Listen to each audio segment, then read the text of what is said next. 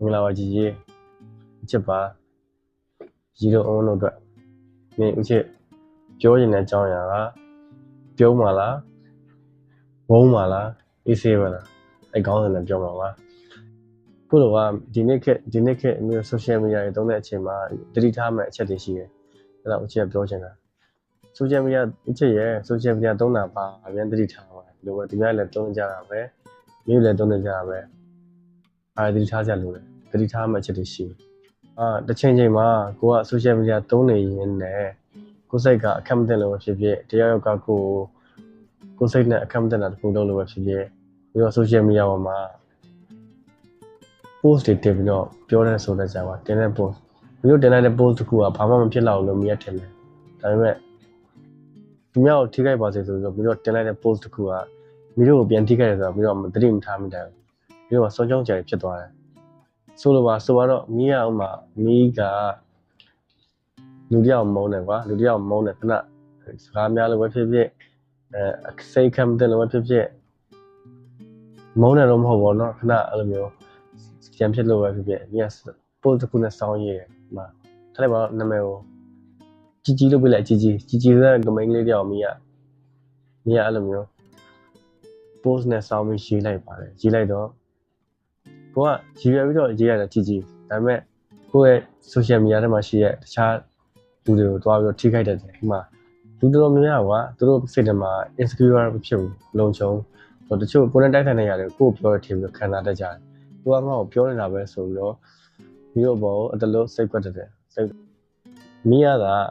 မီးကပြောချင်တာကြီးပြောချင်တာဒါပေမဲ့ကြီးကိုမထီပါနဲ့တခြားလူ5-6ယောက်သွားထိတယ်အဲ့လိုမျိုးကိုပြောလိုက်တဲ့စကားအဲ့လိုပြောလိုက်တာကိုလေဦးချစ်ကထီရောဘာဖြစ်လဲဦးချစ်ရဲ့အဲ့လိုထီရောလဲတမီးကဘာတက်နိုင်ပါလဲပြင်းပြောချင်တာတက်သူတို့ခံစားတက်တမီးကဘာဆုံးရှုံးစရာရှိတယ်လို့ဆုံးရှုံးစရာရှိဘယ်လိုနေရာတွေမှာဆုံးရှုံးသွားလဲဆိုတော့ပြောပြမယ်ကွာမီးတို့ရှိမှရှိတဲ့ပတ်စံတွေပစ္စည်းတွေကြောက်ဆုံးပျက်စီးဆုံးရှုံးသွားမှာဆုံးရှုံးရထင်တာကိုရလာမဲ့ပတ်စံတွေကိုရလာမဲ့အခွင့်အရေးဆုံးရှုံးတာလဲဆုံးရှုံးတာလို့ပဲခေါ်တာဥပမာအဲ့ပါတော့လူတွေဆိုတာလဲကိုချစ်တဲ့လူကိုခဲတဲ့လူလိုပဲအခွင့်အရေးပေးချင်တာကိုသဘောကျတဲ့လူလောက်ပဲကိုက information ကောင်းနေပေးချင်တာဥပမာမီး scholarship နဲ့ပတ်သက်ပြီးတော့တခုကိုမီးကအသေးအတန်မီးတကယ်တခုကိုစုံစမ်းနေတယ်ပြေးလာနေဆိုလို့ရှိရင်လည်းမီးရတာတကယ်လို့လူတွေကမီးပေါ်ချစ်တယ်ခင်တယ်မမုန်းဆိုလို့ရှိရင်ဘာမှမဖြစ်မီးပေါ်စိတ်ကွက်ထားလို့ဆိုလို့ရှိရင်ကိုမှ information တခုရလာရင်မီးကို share လုပ်မှအသိပေးမှာပဲမဟုတ်လား share လုပ်အသိပေးဆိုလို့ရှိရင်မီးတဲ့အခွင့်ရအောင်တကယ်လို့မီးကစွမ်းလိုမျိုး post တစ်ခုတင်လာပြီးတော့မှကိုပြောချင်တဲ့လူကိုပြစ်လိုက်တယ်ပြောချင်တဲ့လူကိုပြောလိုက်တယ်ပြောချင်တဲ့လူကိုမထိပဲနဲ့တခြားလူတွေကသူတို့ထိသွားတယ်ဆိုလို့ရှိရင်မကောင်းလေအဲ့လိုမျိုး Facebook မှာ post တွေစောင်းရေးတာတော့မြောင်းရေးတာတော့ဘယ်တော့မှမလုပ်နဲ့အဲ့ဒါမျိုးတို့အတွက်လုံးဝအရေးကြီးတယ်မရေးလေကောင်းလေကွာဒီကိစ္စတွေကပြောတာကိုယ့်ရဲ့ emotional တွေကို take action အမြင်ယူလိုက်တာမကောင်းထားလိုက်ပါတော့ဒါဥချက်ကမျိုး post နဲ့ပဲဒါမျိုး Facebook post တစ်ခုနဲ့ပြောတာတကယ်လို့မီးရတာဒီမှာအလုပ်ခွင့်နဲ့ရောက်လာပြီးတော့ meeting ထဲမှာပဲဖြစ်ဖြစ်အပြင်ကလူတွေမြန်မာကိုနဲ့စကားပြောမှလူတွေပဲဖြစ်ဖြစ်ကိုနဲ့တိတ်ပြီးတော့ idea ချင်းမတူတဲ့လူတွေလည်းဖြစ်စကားပြောတဲ့အခါမှာလည်းအဲ့လိုမျိုးကွာသူများကိုမလေးစားလုပ်တာတို့စောင်းပြောဆိုတို့ပြောပြောဆိုလုပ်တာတို့မိကရွက်ကမျက်နှာမူရရည်ရှင်လို့ခနဲ့ရှင်လုပ်တာဘယ်တော့မှမလုပ်နဲ့အဲ့လိုလုပ်ရခါကြရင်ကိုယ့်ဘော်တခြားလူတွေကမုံဝါချင်ပါတယ်တခြားလူတွေမုံဝါချင်ပါဆိုလို့ရှိရင်လည်းတခြားလူတွေနောက်ကမှပါလာတဲ့လူတွေကလည်းမြို့မုံလိုက်မယ်ပြီးလို့ရှိရင်ဘာမှမဟုတ်တဲ့ကိုယ့်ရဲ့စိတ်ခံစားချက်လေးကိုပေါ်ပြလိုက်တာကိုယ့်ရဲ့အခွင့်အရေးကိုဆုံးရှုံးစေအဲ့တော့လုံးဝတည်ထားဖို့ဘယ်တော့မှမလုပ်နဲ့ဦးချစ်တို့ငယ်တော့ဆိုလို့ရှိရင်လည်းအဲ့လိုမျိုး Facebook မှာ post တွေအဲ့လိုမျိုးရှောက်ရေးဦးတယ်ကိုညံမမီတဲ့အချိန်ဆိုတော့ကိုရေးခဲ့တဲ့ post တွေကဒီချိန်ကျတော့ဘာမှဟုတ်တာမဟုတ်လေတစ်ချိန်ကျရင်ဟုတ်လေဘာမှမဟုတ်ပြီးခဲ့တာပြီးသွားတာပဲနောက်တော့တချို့ information တွေကိုမရလိုက်တာရှိတယ်ဥမာခုနပြောတဲ့ဆုံးရှုံးမှုတွေမှာပြော scholarship ကိစ္စဆိုလို့ရှိရင်လည်းလူနည်းစုပဲတည်တယ်ဥမာ 100% scholarship ဆိုလည်းလူနည်းစုပဲတည်တယ်အဲ့လိုမရတာဒီလိုမီးပြောလိုက်တဲ့မီးဝုန်းလိုက်တဲ့လူခံစားလိုက်တဲ့လူတွေရှိမှာပါအဲ့လိုမျိုး သတင်းချက်လက်ကိုရထားဆိုမိမပေးဘူးလေမိနဲ့တိနေမယ်မိမပြောပြအောင်အဲ့ဒါဆိုမိရဲ့ဖေဆုံးချုံတာမဟုတ်လားအဲ့မလုံးနဲ့ဒုတိယချက်အနေနဲ့ကိုယ်တိုင် post မတင်ဘူးကိုနောက်ွယ်မှာကိုတငယ်ချင်းတယောက်က live မှာပွဲဖြစ်တယ်ဆိုရင်ကိုကအောက်ကနေ comment သွားရေးတာတော့ထောက်ခံတာဘယ်တော့မှမလုပ်နဲ့နောက်ဆုံးက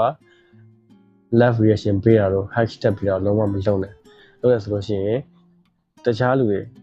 သူနဲ့ဖြစ်နေတဲ့လူတွေကိုနဲ့ဖြစ်တာမဟုတ်လေသူနဲ့ဖြစ်နေတဲ့လူတွေကမိရောမိငယ်ချင်းရောတဖွဲ့တည်းဆိုပြီးတော့ဝါပြီးမုန်းလဲဘာမှမဆိုင်ဘူးလေသူတို့ကသူတို့ဖြစ်တဲ့ကိစ္စမှာကိုကဘာမှသွားထောက်ခံပေးကြလည်းမလုပ်ဘူးအောက်ကနေပြီးတော့တခုရေးပေးကြလည်းမလုပ်ကိုကိစ္စလည်းမဟုတ်ဘူးအဲလုံးဝရှောင်းရမယ်ငယ်ချင်းလုပ်တဲ့ကိစ္စပြောနေတဲ့ကိစ္စတွေကမီးပွား live မှာဘာမှအရေးမရှိဘူးကွာသူ့ရဲ့ခံစားချက်အတိုင်းပဲသူကသူခံစားချက်ကြောင့်သူ emotion တွေကြောင့်သူတို့ဖြစ်ကြတဲ့ကိစ္စမှာကိုကကြားတဲ့နေတော့ဒီကထိခိုက်နေတာမဖြစ်နေတယ်ကွာဘယ်တော့မှမလုပ်နဲ့ကိုယ်တကယ်ကြီးအရင်ရေးကြည့်တာမိကိုဘွားတစ်ဘလောက်ရေးကြည့်လဲသူကသူတို့အပုတ်ကျုပ်လူတွေအညီဟောက်ကြတယ်ကွာအဲ့လိုတကားတွေပြောတာစောင်းပြောတာကြိုက်ပါမီးတို့သိပါတယ်လုံးလုံးသိပါတယ်လုံးလုံးမီးတို့ပတ်ဝန်းကျင်မှာလည်းဘယ်သူတွေပါတွေကတကားတွေဘလို့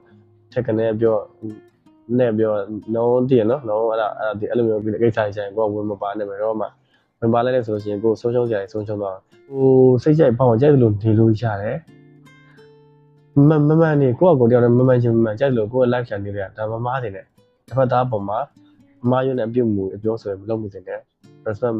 respect မရှိတဲ့အပြုတ်မှုတော့မလုပ်တင်တယ်အဲ့ဒါတွေကကိုယ်ထိခိုက်တယ်နောက်ဆုံးအချက်ပြောချင်တာက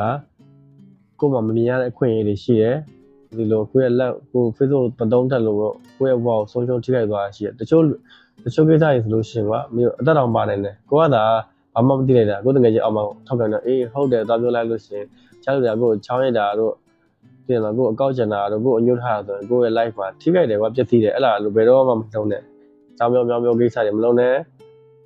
post တွေမှာစောင်းပြော post တွေမှာရင်းနေတကယ်လို့ကိုယ်တကယ်ချင်းတွေကပွဲဖြစ်နေဆိုလည်းဝင်မပါနဲ့ live ကိုပြည့်ပြော live တို့ဟာတို့ဘာမှဝင်မပေးနဲ့တခုမှဝင်မပေးနဲ့အဲ့ဒါလေးကိုပါချင်နော်အဲ့လုံးဝရေးကြည့်တယ်လို့ဆိုအဲ့လိုမျိုးမပြောတော့ဘူးအဲ့လိုမျိုးအရှင်းမရှိဆိုရင်မျိုးက level up လူတော်တော်များများအဲ့လိုလုပ်ကြတယ်ကွာမြင်တော်တော်များများကလူကြီးကအဲ့လိုလုပ်တယ်ဟုတ်တယ်မျိုးကအဲ့လိုမလုပ်ဘူးမျိုးကကိုယ် quality ကိုထိန်းထားတယ်ကိုယ် class ကိုအဆင့်မြတ်ထားတယ်ဆိုလို့ရှိရင်